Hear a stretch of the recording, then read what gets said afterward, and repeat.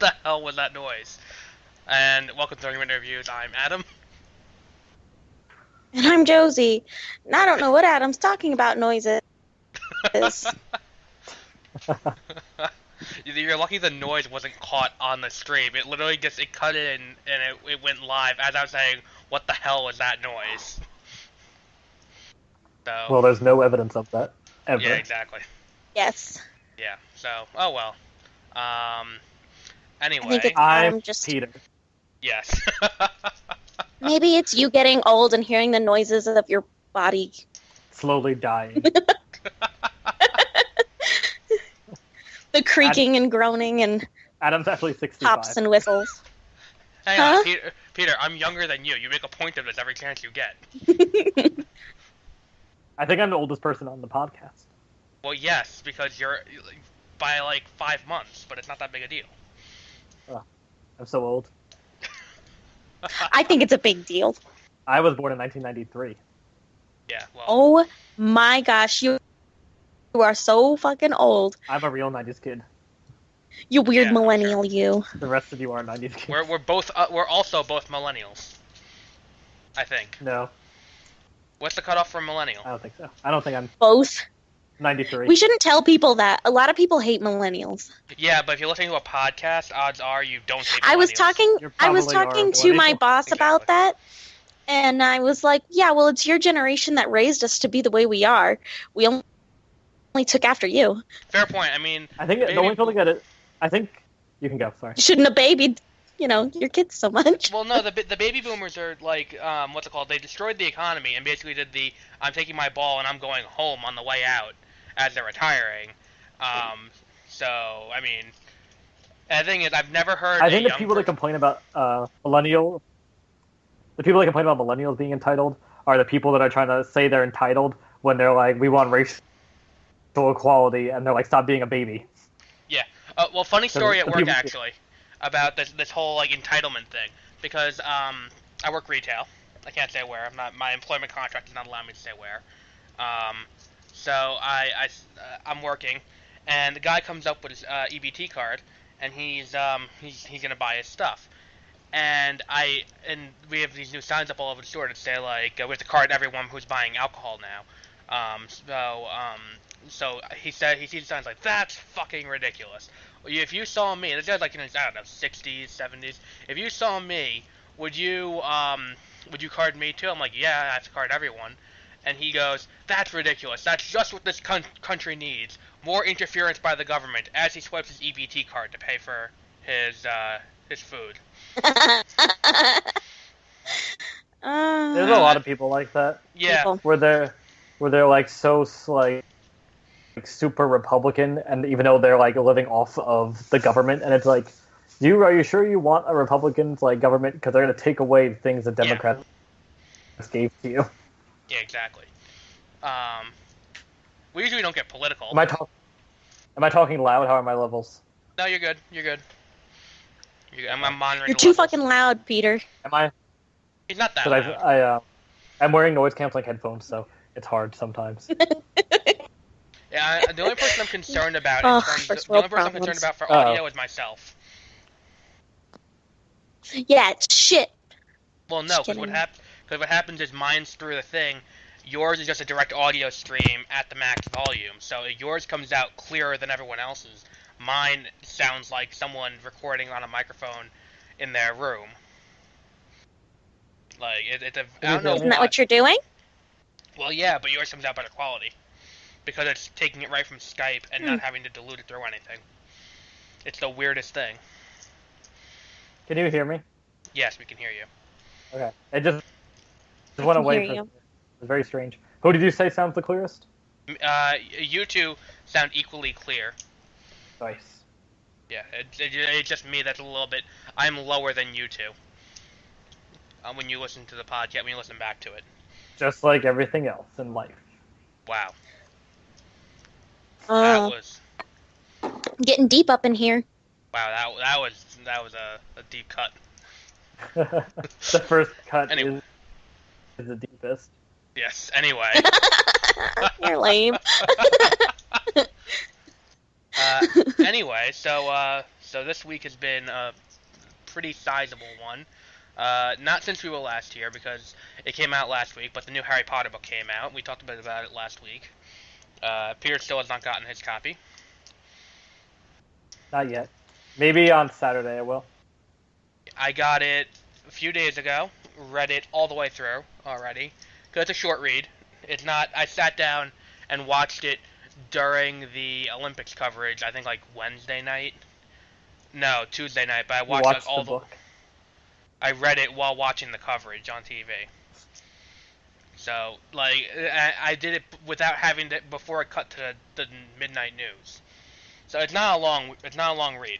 It's about 300 pages, but it's written like a play, so it's a lot shorter. Very spaced out. It's very spaced So, out. because you can read it in about like, I don't know, 3 hours. Yeah, 3 hours. It's nothing. Right. I'm not a huge fan. I don't really like it. Don't spoil it. Even when I've gotten past the idea of, okay, yeah, this is a screenplay, not a book, and even when I'm looking at it as, okay, whatever. It's a play. Fuck you! What? Whatever. What were you saying? Could you... Even though it's just a play, getting past that and getting past, it's not actually Harry Potter and it's not written by her, even looking at it as being, fan-made or whatever, like trying to look at it from that point of view, I can't get past that it's not all about the magical world. It's about fucking time travel. And then the only thing that saves it is the very end where I want to cry for like 2 pages. Yeah. And then that's it. Don't spoil it. For me, the problem with this is that the book is seated in a post-movie Harry Potter movie world, which means the movies had tonal differences from the books. Without getting too spoilery about what happens, if you've read Flashpoint, the DC comic about the Flash, you are familiar with what happens in this story. That's probably the best way to put it. It worked for Flashpoint, though, but doesn't work here. I mean, and part of the problem is Harry Potter as a franchise is seated in like the world where it's ultimately the fight between Harry and Voldemort. That's ultimately what the entire series is about.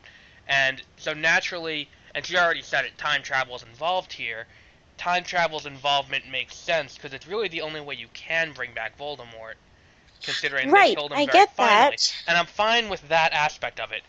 I just was not a fan of that was all it was about.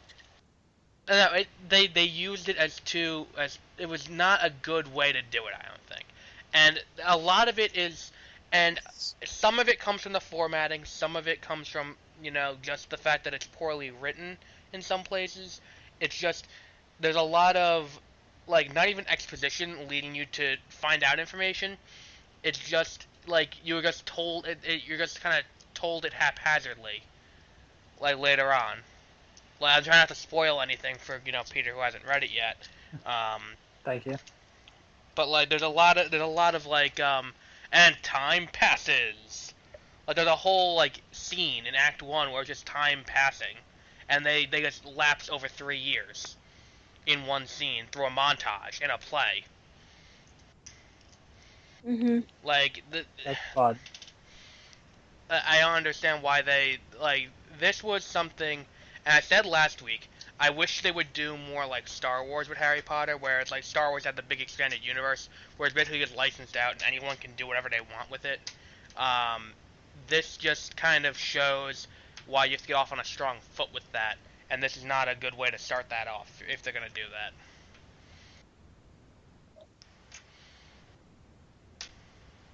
So, and then what else was there with this? There were a few other like oddities in the book, like characters acting out of character a lot. Like, Harry said something at the What end. you mean? Harry said something at the end. And I think saying the line won't spoil anything. Harry says at the end of the book to a character, I'm not going to say who, you are an orphan and you will always be an orphan. You remember that line? Lol. Josie, you remember that Yeah, line or no? I don't remember who he says it to though. Well, no, that's not important. But that's so out of character for him. Cause like, yeah, we get the significance, and the line could have been phrased better. Cause what he means is, being an orphan is a part of you, or not even. No, I can't even defend the line. That's not even the intent of the line. Like, when you're saying there's another meaning, for me, it sounds like he's not saying it's bad. It's just like, yeah, it's like saying that's part of your identity is like being an orphan, but how he said it just has a horrible connotation. Yeah, and then it's like there were certain things that, what's it called, that were called out about the books that were addressed, but addressed poorly. Like, what's it called? Like, they defend the decision by Dumbledore to send Harry to the Dursleys, which was something that the fan base has not been kind about. What do you mean? But when did they defend defend it? They defend that in the actual like books. Well, no, they give a They reason. They didn't defend it. Well, they give it a reason, but I think the reason is good enough. Well, the thing is, people were like, there was no other way. Well, okay, and when I say the fan base, I mean the Tumblr community surrounding Harry Potter. They are very against the whole situation because, like, this is like Dumbledore was negligent and he didn't quite, help Harry when he could have. They defend it. In this you haven't book, explained that. In this book, I'm trying not to spoil it for Peter, but like, there's one point where he's talking to someone, and he's talking to Dumbledore's portrait, which that's not a spoiler. We knew that from the first series of books that existed, and he even has the debriefing at the end of Deathly Hallows with it, like all the other books. But he's talking to it, and he says, you have to understand I did the best I could and all that. So it's just kind of weird. And then there's another character who the books treated differently than the movies did. And I'm saying this as ambiguous as I can to not spoil it. And this Snape. I was pissed that Snape was nice. Thanks, Josie. Well, I said that for they. Why can't I say that? So they went with the movie version of Snape then. They went with movie Snape, not with book Snape. Because is this just a giant like let's try to jack off the fans? Yes. Oh yes, that's what it is. That scene was. No, the Flashpoint universe. It could have been. It's just they didn't do a very good job at it. That's what the whole Flashpoint universe is, I think, and it's just like, let's give the fans what they wanted to see for a while, and it's just like it is Flashpoint Harry Potter, where it's like, do you want me to tell you what the Flashpoint universe is, or no? No. Okay, no. So I won't tell you that. It's a very brief scene too. From when I read the plot leaks from the play, they made it seem like it was going to be the entire like second part with the Flashpoint universe, but it's not. So don't worry, it's not like it's a huge part of it. It's just stupid. Wait, what are people mad about that Harry went to the Dursleys? Because it was negligent, and you should never leave a kid in bad care or whatever. Do they realize that this isn't this isn't real? That this is all they say is that Dumbledore's a dick. That's all they're saying. No, I thought that was like established already. Well, yeah. He's for the greater good. Right. But yeah, like once Peter reads the book, we might do a beware of spoilers on it. Okay. If he reads it within like the next week or something, because that's something that we don't want to really spoil on this, because it's a book, and people don't have time to sit down and read it. So, but I'm displeased at this book. Just know that. But yeah, so maybe the next Harry Potter book will be better. That comes out in November. The novelization of Fantastic Beasts of Where to Find Them, I mean. Oh my, I'm not buying that. I'll see the movie on day one, but I will not go. Are they making it a novel? Yeah, yeah. Why wouldn't they? I didn't know that. I don't know. She keeps saying that she's done. Novelization's not a real thing, like a real novel, though. No. It's a way to get around plot holes by just writing in random shit. Exactly. The book is canon to the movie, but you don't have to read the book to understand the movie. It's basically the way. It's a one-way canon. So let's take what's next. The Olympics. So, Peter, have you been watching the Olympics? I have. What do you think so far? I'm liking it. I always like the Olympics. It's just fun. I think NBC is kind of ruining it. Oh my god. Brazil is doing okay as a country. They did better than I thought, except for the algae in the pool. But other than that, I think they've been handling themselves okay. Mm-hmm.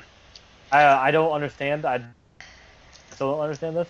Why they built there's the main Olympic pool where like the races are going on, and that's like an arena. But then they built the diving pool outside and the water polo pool outside. Those are the pools that are now green. Like I don't understand who thought that was a good idea. Well, here's no, the the pools that are green are inside. No, they're outside. No, that's the outside pools. They no, look I heard inside. that they were inside. They look inside, but there's no roof on those stadiums. Yeah, I was watching it last night. The diving stadium's the one with the green pools. But like, here's my question, and forgive me, but okay, I had a pool in my backyard growing up. We didn't use the test strips that some people use, where you dip it into the pool and you pull it out and you see what the chlorine is.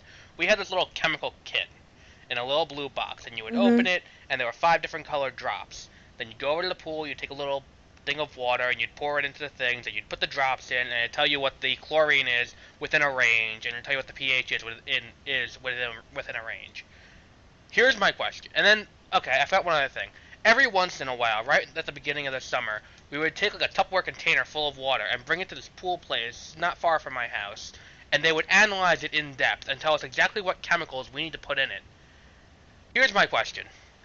Why do they have the little test kit I had on my backyard table for the Brazil Olympic diving pool and not the guy at the store up the road doing the tests on the chemicals of the water? I feel like this is also like the Olympic Committee's fault too. Oh yeah. Well, here's the thing. The Olympic Committee shouldn't pick countries that are developing. And that's not me being like racist or anything. It's if you have to displace thousands of poor people to build your Olympic stadium, then maybe you have your priorities a little bit fucked up. Yes, and when people are in danger when they're leaving the Olympic grounds because the people that got displaced are rioting right outside the Olympic arenas. Yeah, exactly. Like, and this is especially because they just had the World Cup. Yeah, so it's like not fair. It like ruins the country. And they built all new stuff for the Olympics too. Like they're not using the World Cup stadium again. Well, the World Cup stadiums are all spread out across the country, so they wouldn't let them use those. Oh. But what was it? The other thing with Rio? Rio had. Did you see Brazil almost lose going into the medal round in soccer? For what? Oh, men's soccer. Like the men. The country started booing them. Yeah, like they tied 0-0 with South Africa. Then they tied 0-0 with Iraq. Like fucking Iraq tied them 0-0, and they were in the semifinal 2 years ago. And then they ended up beating Denmark to get in. The United States isn't in the Olympic soccer. Nor is Italy, by the way. That's weird. But a lot of the Olympic soccer, no one cares about it actually. Yeah. Because you have to be, there's a maximum age limit of 23. So there's not the people that are, it's like the junior round of soccer. Oh, is that why like the big names like Messi aren't playing and all that? Yeah. Because if you're over 23, you're not allowed in it. That's dumb. I saw the North Koreans win in ping pong. I saw that too. I was like, who is that? I was like, what's PRK? And I was like, oh, and then they won. I was like, good for them. The People's Republic of Best Korea. Yes. They both don't refer to themselves as North and South Korea. They both refer to themselves as Korea. Like North and yeah. Korea and stupid Korea, if you ask them. And what was it? I'm really annoyed at the coverage on primetime. Michael Phelps just won gold medal. Yeah, what was it Nice. like? But my big problem with it is, why are you only showing swimming and gymnastics and beach volleyball? That's the only thing that's fun. You have to go to the other channels. Okay, I understand that. Like, Like you have to go to MSNBC, CNBC, USA. yeah, but for Like me, I've been DirecTV, watching Bravo because Bravo's I have Bravo's Direct- all tennis. I've been watching a lot of tennis. For me, for DirecTV, it's we have like CNBC, and there's actually a mixed channel where you can press it and it shows you what's going on all the channels. But it's all soccer, soccer, soccer, tennis, golf, whatever's on NBC and NBC Sportsnet. And it's the same soccer game on 3 channels, but like English, Spanish, and Spanish too. Like, why we need Telemundo and NBC in Espanol? I don't know. I've been watching archery. I saw sailing, table tennis. I've been watching a lot of real tennis. I want to watch team handball and field hockey. I watched handball last Olympics because Croatia's good at handball, so they're my team. Croatia beat Spain in basketball. Meanwhile, the men's basketball team is just demolishing, except for they almost lost to Australia. And Carmelo Anthony has beaten LeBron James's record for what's it called? For most goals, most points scored in the Olympics for Team Michael USA. Jordan's is the most impressive because he's in. I don't know if he still is, but he was in the top 5, but he only went to 2 Olympics. Everyone else in the top 5 had to go to 3 Olympics. Nice. This is Michael Phelps' gold for this. Is the only person in history of the Olympics to win 4 consecutive golds in their event. Wow. Did Michael you see Phelps is his? impressive. I also hate NBC because they're making up fake drama between athletes. Yeah. Like and Ryan here's their Lochte. competitor. They're like Ryan Lochte and Michael Phelps, and they're like, the greatest of rivals, and it shows them hugging and their roommates, and they're taking selfies with each other. Yeah, I don't believe anyone on Team USA hates each other. That was the other thing. No, dude, they can't because they have to. When they do relay races together. You can't do a relay with someone you hate. True. Yeah. What's it called? I mean, you could. They have a need to create, and that's another thing that I've been noticing a lot on sports. The use of the word storyline in sports reporting has to fucking stop. No, this isn't a storyline. It also annoys me that they pre-record all the gymnastics and don't show it to you live. Yeah. Oh yeah, because then it's what's her name? They're showing now women's gymnastics, the individual for women's gymnastics. But 4 hours ago, my dad's like, "Oh look, I'm not gonna say because I think you're watching it. Whoever won the gold." No, I didn't get to see that because even though they pre-recorded it and they decided to start showing it, but they didn't give it enough time to finish, so then they cut the swimming because swimming they show live. I don't understand what the point of that was. They had to show that 12-year-old. If you were pre-recording it. Did you see the fucking Chinese girl who looks like she's 12? Yeah, and she's 16 or 7. She's there's another one that's 20 years old and she looks like she's 8. Yeah. 41 years old. But she looks like she's 41 years old. Yeah, I don't understand. And the best is my sister's you don't think the Olympic Committee checks the birth certificates of these people? I'm you don't think the Chinese government would fake a birth certificate to make someone? They already did it once. Yeah, exactly. Obama's. Did you hear that today, by the way? No. That late-breaking story?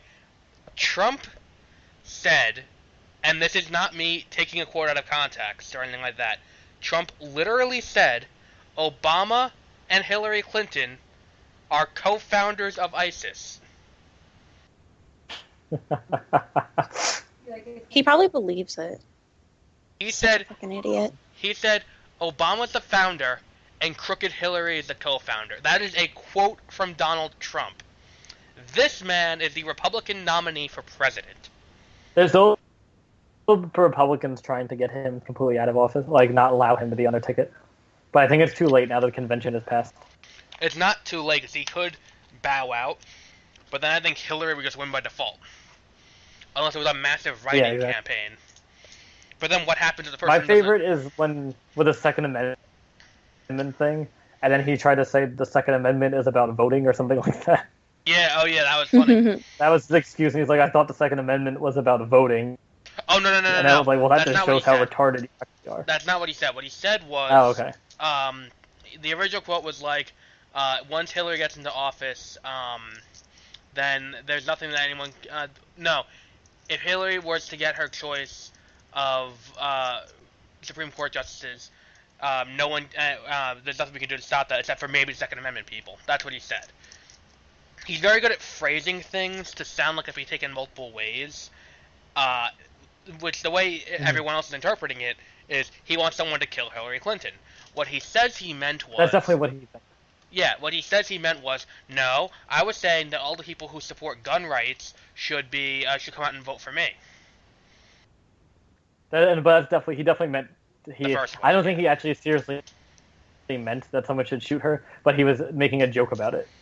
And that guy climbing Trump Tower, that video was hilarious. Hello, Mr. Trump. Yeah, he looked like just fucking the second Anakin. I started, I was like, this is great. He looked like Anakin right after he becomes Darth Vader, and he's talking to Padme in his apartment, and he's like, no, Obi-Wan can't save you, only my new powers can. I like that his hood was up, but you could still see how greasy his hair was, yes. And he was just like, sorry for my appearance, but I have to disguise myself. Yeah, okay. It also looked like he was in like a somewhat well-to-do house, so that was his mom's he's definitely a giant disappointment to his. He definitely is a giant disappointment to his family. Good thing is he took his parents' car up from Virginia to the city to scale Trump Tower. Like I don't understand. I feel he made like it 20 stories. Yeah, he made. Well, that's still impressive for someone with suction cups. That's impressive. Well, the suction cups are super easy because he had like. Are they? You still have to have upper body strength. No, There's nothing easy about that. No, you don't. How he was doing it was like you could do it with like a paraplegic could barely do it basically, because how it was doing it was he had a body. The way he was doing it was he had 4 suction cups. 2 of them were just had a ropes on them, so he used those 2 as steps because it had a foothold in it. So that's how he would lift up his whole body. And then the other 2 were secured to his waist, and those were holding him up in between. And how exactly? I think you should prove to me that anybody could do it and go ahead and try. Wow. Okay, and I'll go try. I'm gonna go try. Yes. Is that Patrick's way to say I go think jump that off a building? will be pretty impressive. Adam, you saw the video of him, right? Yeah, the video he put out. Yeah, I looked it up on YouTube. There's no way he had any upper body strength. No. This kid looked like he can be lean and have upper body strength. Okay, this kid looked like he stepped out of Bronies the documentary. Yeah, exactly. Like, look up the video and you can see him. Yeah, it's ridiculous. Documentary. It's so cringy. Yeah, I am an independent researcher. Yeah. That was a good. A brownie. He's like, I'm an independent researcher with an important business opportunity for you, Mr. Trump. It's like, if you are watching this and you are not Mr. Trump, please make this go viral, so that way I may meet Mr. Trump. And please go out and vote I've for sent him. my contact information to your campaign so you can get in contact with me. Well, I'm sure if he wants to meet him, it's not that hard to now. He's in fucking Bellevue, so it's not like he's hidden. It was announced on the news. By the way, CBS 2 News, which, okay, for the rest of the world, that's just CBS News. CBS News did an awful job covering this as it was NBC happening. did pretty good. Because they said, we have no idea who this guy is, or what he wants, or why he's doing this. And or I anything like texted that. you, I was like... Yeah, he found out from watching NBC. On 9/11, people were watching CNN to find out what was happening. Why doesn't that happen in real? Okay, not that happen in real life, but on the newsroom, they watch competitors to see what else is going on. Why don't they do that in real life? Or it's a YouTube page. It's a fucking YouTube video. It's not like it's hidden. Mm-hmm. Anyway, NBC investigative journalists are the best. Yes. What's the woman's name over there? At the I team? I have no idea. Better Call Bacaro. That's her name. I like all when they knew who he was. They're like he says he's Steve from Virginia. So all I imagined is when the cops are trying to talk to him up on the leaning out the windows and on the scaffolding, that he just starts screaming, "I'm Steve from Virginia," as he climbed up. I like when he tried to evade them by going on the little window and they just ripped them out. Yeah. I thought for sure that he was just going to go sideways and not see the police in that bucket thing on the left side. No, they were talking to him before, so that's why I knew they were there. Oh. I thought he was just gonna... I thought they were afraid he might fall, so they weren't gonna touch him. I thought that was gonna happen too, and they just let him get to the top, and then they're always like, we don't know what's in his backpack, we don't know anything like that, and he dropped some stuff, we don't know if they were explosives, it was a fucking water bottle, that's all NBC kept saying, they're like, he dropped stuff out of his backpack. We have no idea what it is. Like, great, okay. Ask someone on the ground who's standing 10 feet from it, and they'll be able to tell you. Oh shit, he dropped his lunch. That made me miss Jeopardy, so then I was like, I hope he falls. That was the most 70-year-old man comment I've ever heard you make. I don't watch Wheel of Fortune because I'm not retarded. I only watch Jeopardy. And in New York, New Jersey, Jeopardy is on at 7 and Wheel of Fortune's on at 7:30. Yes, the rest of the world, it's not that way. Like, even the rest of New York State, it's not that way. Like, everywhere else in the country... Yeah, and Albany is not. Like, Buffalo, like, every other major market, it's reversed. I don't know why it's this way in New York City. I'm assuming we're doing it right and everyone else is just doing it wrong. So... anyway, on to the third and final thing from this week. Pokemon Go. We did not address this over the last few episodes, but it's been going on for a few weeks now. Do either of you play it? Nope. Didn't have a big enough data plan. Oh. I don't believe it. I played it. It had the same problem for me that every other mobile game has. You play it for like a week, and then you're like, and you stop playing it. And then it just takes up space in your phone. Like, what's it called? Crossy Road? I have this fun... I don't know. I know a lot of people that still like it. And they go out and they walk around and look for stuff, and I really like the idea that it's getting people moving. In my area, I live in Bumblefuck, so there's like nothing around me, and all I get are Pidgeys and Rattatas. I live in fucking Route 1 of Pokemon Red and Blue, so it's not fun for me. I mean, I caught a Dratini outside my house. That was my crowning achievement to date in that game. Since then, it's only Rattatas, Pidgeys, the occasional Nidoran, and sometimes a Venonat, if I get lucky. Just build an armory of those.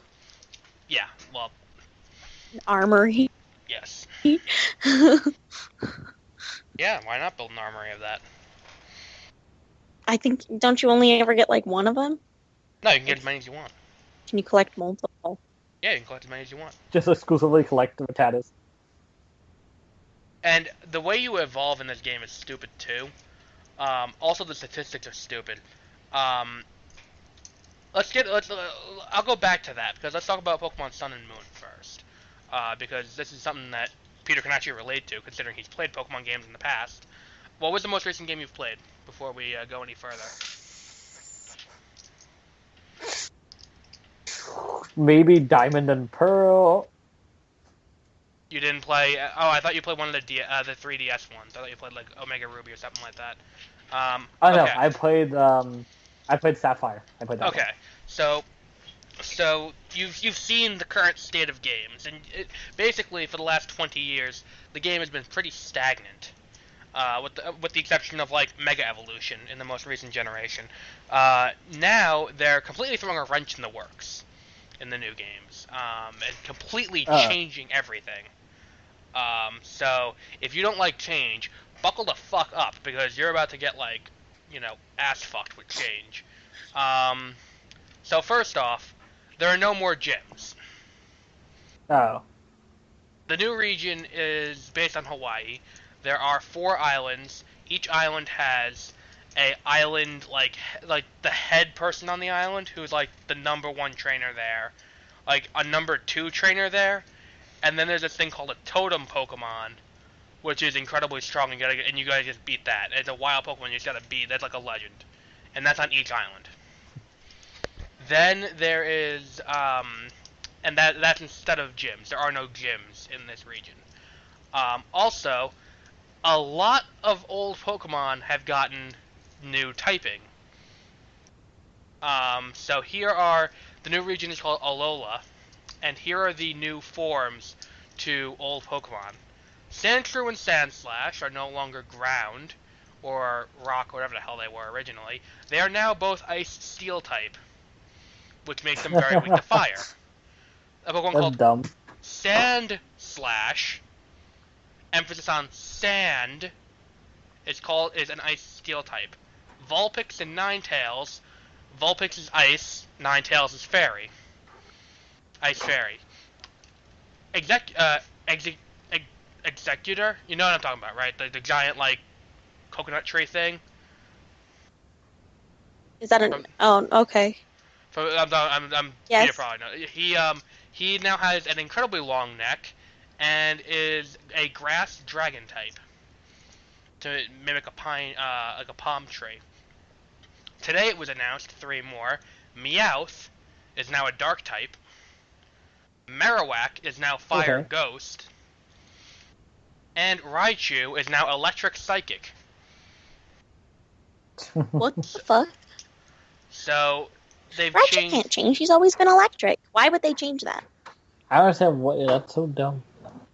And I'm gonna send you the link to the site where you can see, like, you can see the pictures of them, and they completely redesigned the looks too, of all of them. It's not just them going like, oh, we're gonna change the types and just stay the same, like the what's it called from the card game.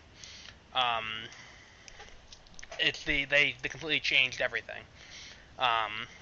Like the appearance. Marowak looks very edgy. Then there are these new things called Z moves too, which appear to be replacing Mega Evolution, and each type has its own Z move. Did you see how weird this is? I saw Executor. Yes. A Z move is a new Mega Evolution, or it is a Mega Evolution? It's a replacement of Mega Evolution. Where Mega Evolution was in X and Y and Omega Ruby and Alpha Sapphire, Pokemon in their final form, when they held a certain item, if they were in a certain subset, could evolve one step further temporarily for that one battle, and basically just kick the ass of whatever it was fighting. That appears to be replaced with Z moves, which are moves that are basically one-hit KO without the cooldown period or anything like that. And each type has its own move like this, and any Pokemon can use it, which is game-breaking. So that's also new. And the new Pokemon don't exactly have the best appearances. There's some weird gimmick Pokemon too that change their They change based on the island they're from. There's a sand castle. There's a Pokemon that when it gets stronger, it gains more to its form and gets bigger and bigger. Then there is a weird sea cucumber that punches with its vomit. And then there are the box legends, which are not too bad looking, all things considered, because they've gotten pretty. All of the new ones look all the new ones look like the same style, except for Raichu. They made look stupid. Yes. I don't understand why. I also never realized how that Ninetales is only 3 feet tall. Yeah. And the Executor is 35 feet tall. Yep. Which isn't right based on the picture, because they showed in battle, and it's as tall as the trainer. So you see the trainer in the background now. And then there's a new team. It looks like whoever is in charge of the pop culture references at the Pokemon Company saw a music video for the real Slim Shady and said, "This is edgy. This will be the bad guys for our team." and that's why they all have the mannerisms and the art style of a 1990s hip hop group, and it's kind of sad. But HMs are out, so you know what? Day one purchase. They got rid of HMs finally. But I already pre-ordered Sun, so who cares? Anyway, back to Pokemon Go. In the original games, you needed to like determine when it was worth evolving your Pokemon or anything like that, or like, because like the example I always go. I always did. What? I almost always did. Well, in more recent games, there was more of a reason not to. Pikachu, for example, is more powerful than Raichu if done correctly. It's my opinion. Because if you give Pikachu a Light Ball, it gets 100 times increase on a special attack, and it's already fast. So it's not worth evolving it if you're going to do that. This game eliminates that, because you just gotta, like, button mash to beat gyms. And there was one other thing with this game. I forgot what it was. It's moderately entertaining to play, like, while you're walking somewhere. So, yeah. So, do you want to introduce Tremors, because it's your pick of a movie? Okay, 1 second. I did not know Reba was in this movie. I'm gonna look. Yes, she plays Michael Gross's wife. Yep. She's not in any of the other movies because they had a divorce between the first and second movie. Yeah, you kept mentioning, oh, Kevin Bacon's in the first one, this is gonna be awesome. Like, Reba's in it too. And Fred Ward, so I love Tremors. It's so good. This is one of the few movies it has its Rotten Tomato score is 85, but its Metascore is 65. So Tremors, the main stars are Kevin Bacon, Fred Ward, and a bunch of like other people that no one really knows, except for Reba and Michael Gross. And it takes place in town in the middle of nowhere, and a random geologist comes there for some reason, because I think there's weird activity going on. I don't know. Some people, they find people dying randomly. There are tremors going on. Yes. And there's people doing construction on the mountain and they die, so you can't like leave the town really. Mm-hmm. So I think that was a good way to set up why they can't just like try to drive really fast away. Yeah. And then so then everything starts happening. Then I finally realize, oh no, there's like these giant worm creatures. I forgot what they end up calling them in the movie. They don't call them anything. In the third one, they called. Okay, I think they do. They don't call them Tremors. I know that. Okay. I know and then in each sequel, they evolve into something else. So every single movie has the giant worms. Mm-hmm. But in the second one, they start walking. There's different ones where they come. It's called Tremors 2 Aftershocks, and they walk around and they don't use hearing to find you. They have infrared, so they can see anything with heat. So in the climax of the second one, he has to spray himself with a fire extinguisher to be invisible. Ooh. Yes. That's not how fire extinguishers work. Yep. It makes you really cold. Let's find out. I liked Michael Gross's character, probably my favorite character in all of them, because he's a super gun crazy guy. Mm-hmm. And they were the only people that could they just shot it to death. Yeah. And they're called graboids. That's what they call them. They have those tentacle things that stick out. What was it? I went into this movie not expecting much. I was not disappointed. I think you get what you want. Exactly. It's kind of like Independence Day. Yeah. It's in that genre. And that's the thing. We've talked about this a lot this year. Sadly, we've talked about this a lot this year. When you go into a movie expecting too much and you come out disappointed, that's when bad reviews happen. Yep. That's why critics need to look beyond. Like with Tremors, marketing. You go into it like this is gonna be a fun, cheesy like sci-fi movie, and that's what it is. Yes. Like survival movie, I guess. It's like there's some fun, there's some laughs in it. Yeah, it's a good it is actually a good survival movie. I like it because people like a lot of people die in it, so Yeah. that's pretty fun. And then and they're pretty Nice. resourceful. It's like Man I of like Steel. when they use like there's like a dump that they end up using, and then they use a giant like trailer that the graboids can get through, and then some of the graboids start learning. So it's pretty Yeah. cool. In the second one, it's when they start walking, and the third one, the walking ones start flying, and those ones are called ass blasters Nice. because they use a giant shot of fire out of their ass to fly. And then the fourth one is called Back to Perfection, I think, and that one takes place in like the mid 1800s Midwest, like in the West, and it's a Western style, and they have to fight the graboids. Nice. And then I haven't seen the fifth one yet, but it's on. Oh, the second one also takes place in Mexico, I'm pretty sure. The third one is called Back to Perfection because they go back to perfection. So that's when the asshole kid from the first one. Yeah. He comes back as like a land developer, and he wants to build like condos on perfection. Mhm. But then the graboids come back, they try to suppress it, and then Michael Gross is like, "You can't build them here," and then they make the graboids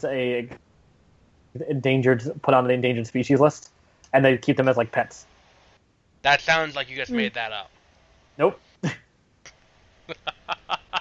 They don't have them in like their house, but they learn to live with them, and they like just have them around. They made a TV series of it too. Nice. That sounds With Michael amazing. Gross. Yeah, why wouldn't Michael Gross be in it? What else has he been in? That name sounds He was familiar. the main guy on the Wonder Years, I think. Oh, okay. He's been in a lot of stuff. But yeah, it's an entertaining enough movie. Like, I don't know Family what- Ties, not the What? Family Ties. That's it. Yes, the one with the liberal parents and the conservative kids. Yep. So what would you rate this movie? Uh, Unless you have any final thoughts on For it. me, other than- I feel no, I really liked it. I watched this movie when I was probably like 7 or 8, and I just loved it because I really liked the cover, like the box cover. Because this is when I used to go to Blockbuster and just like pick up movies what I thought looked cool. So I just thought this one looked cool, and then I ended up really liking it and liking all the. And then this is before I realized what like sci-fi original channel movies were. So I thought all the sequels were really cool. I recommend watching the sequels because they get like crazier and crazier. In the third one, the Asian guy's like daughter or like niece takes over the shop. Nice. It was pretty cool. And then so for me, because this movie just brings me so much joy, I would give it an 8. Yeah, I would give it an 8 too, because it's not offensively bad. That's like Like- we graded on a scale because it's not like I've given other movies 8s. Like I've given like Birdman like probably a 9 or something like that. Because I'm not saying that Tremors is just as good as a movie as Birdman is. It's just graded on different scales because Yeah, they are they're different. completely different movies. Yes, and that's what people don't understand about this too. That's the other thing. So yeah, I would say solid 7.5. But yeah, so we still have time left from our usual hour. So what else should we cover that we haven't covered? Oh, I made a purchase on Amazon today. Ooh, let's talk You'll about that kind of stuff then. Decide if it is a good purchase or not. Okay, I will. You guess the price after I read you what it is. Oh God, Okay. Heaven, one of these again. I love Battlestar Galactica. It is the Okay. new one. It's like one of my favorite shows. It's my favorite sci-fi show. I just love everything about it. Okay, so recently they just released the Battlestar Galactica: The Ultimate Collection on Blu-ray. Now this includes the entire TV series, the TV movies, and the prequel series called it Caprica. It also includes a bunch of extra bonus material and deleted scenes. It is. Do you want me to tell you how many discs it is? Yes. It is 27 discs. Okay. Now, this isn't one of those where it's like, oh, I got it on such a good deal. I just had a bunch of Amazon gift cards, and I applied for, and I got the Amazon Visa card, so I got bonus $50. Nice. Hmm. So you want me to guess now how you much may you paid guess for what it? I paid for. Yes. $169.99. Wow, that was very close. Do you Oh, really? want me to tell you? Yeah. I paid $159.99. $165. Oh, I was close.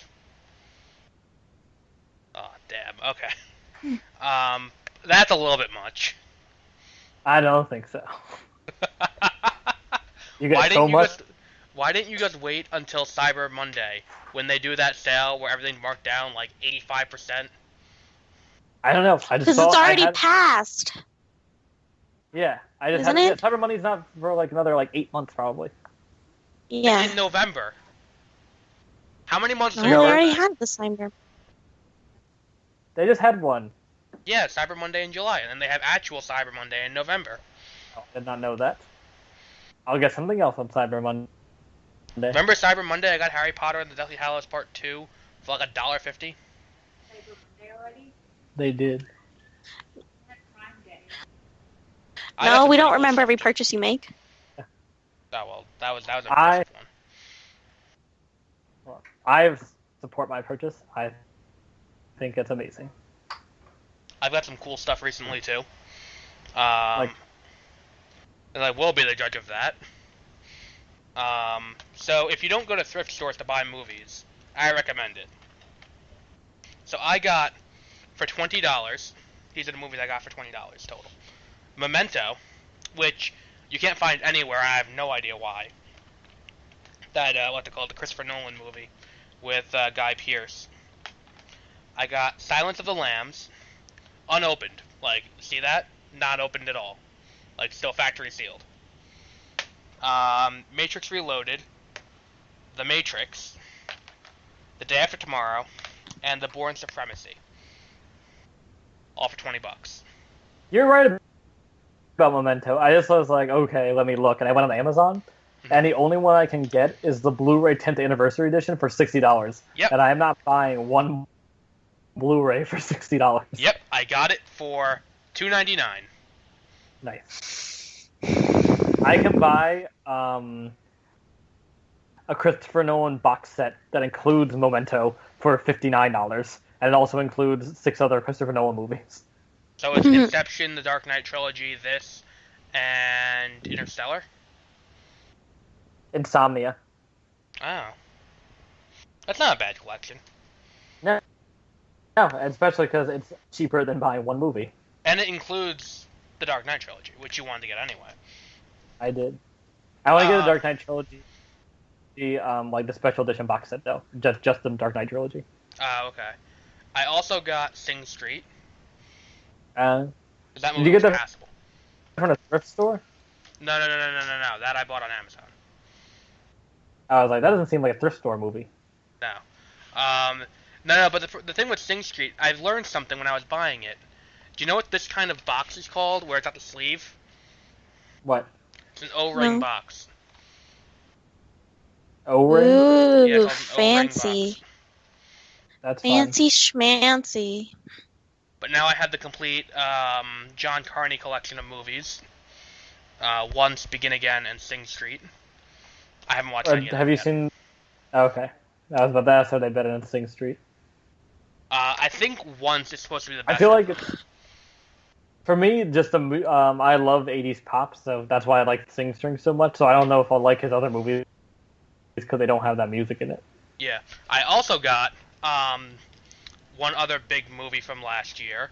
I got the Hillary Clinton indictment video, otherwise known as 13 Hours, The Secret Soldiers of Benghazi. I got that for $10 at Target on Blu-ray. I hope there's a deleted scene in it where it's just like, hurry, call Secretary Clinton. We need her help, and it comes to Hillary Clinton, and she just like, let them die. You know this is one of the top-selling movies in the country right now? That movie. 13 Hours, yeah. I wonder if Hillary Clinton ever thought that that movie would hurt Yeah, the guy from The Office would hurt her presidential campaign. I really want to see London Has Fallen. I do too. Because I really want to see them making all the racial slurs against the Middle Easterns.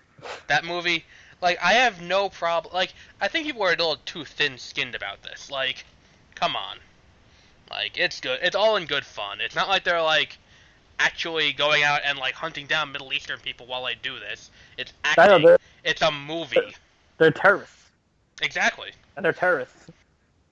I also got The Jerk, Caddyshack, what were the other two? A Beautiful Mind and The Big Lebowski.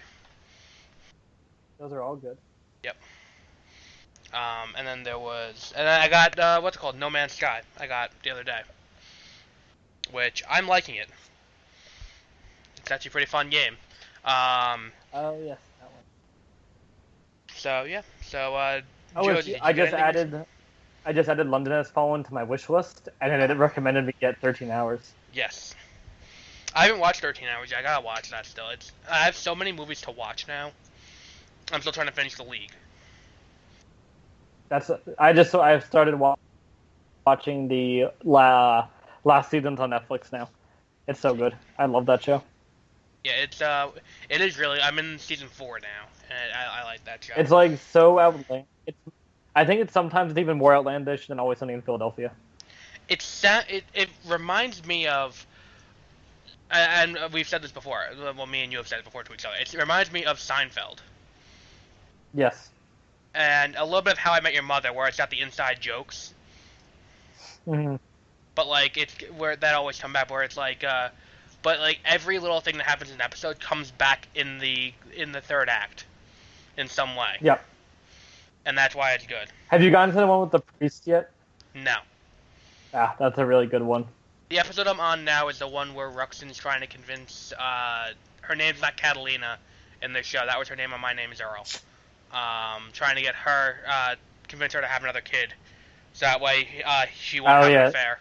It's an anchor baby, I think they call it. Yeah, the anchor baby, yeah. But then what was the, I watched The Office recently, too, in its entirety. I unironically How was that? I think this show may be the best written show of the 2000s. I mean, show that originated in the 2000s. Because Frasier ended. You know what I've been watching recently? I've been watching Shameless, and I really like it. It's really good, I think.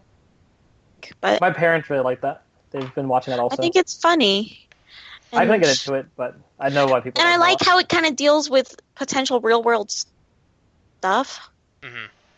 Probably not for like normal people, like your average person, but it's still pretty cool. I like it.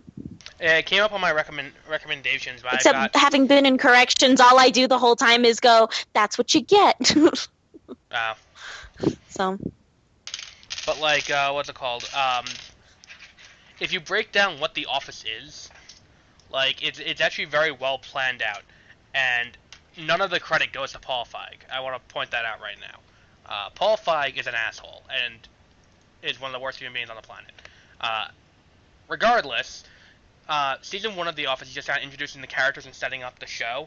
But then, like season 2, if you watch season 2, any Michael plotline Michael and Jan plotline parallels a Jim and Pam plotline. Like, they go through the same thing in their relationships in the same episodes. Like, and that's pretty well done. Then season 3... What do you mean, what? I don't know, that doesn't mean... Well, you haven't watched the show. I don't know who the characters are, so... Yeah, Peter, you can back me up on this, right? About what? Where, in season 2 of The Office, anytime something happens in the relationship of Jim and Pam, the same thing happens in the relationship of Jan and Michael. Where it's like they parallel each other over the entire season. Yeah. Mm-hmm. And then season 3 is the one where Jim goes away and then comes back. Then the 2 seasons that there are a few other things from later in the show that I've noticed. Season 6 I used to have problems with because everyone acts out of character while Jim is a manager. But really, they're not acting out of character. You're seeing the show through Jim's perspective up until that point. Everyone acts in character, but outlandishly in character against Jim. Which is why everyone seems so, like, aggressive towards him. because you're seeing it through Jim's eyes. Then, so I've forgiven that a little bit. Then season 7 is Michael's last season, and that through the entire season they deconstruct Michael's character and all of his relationships over the course of the show.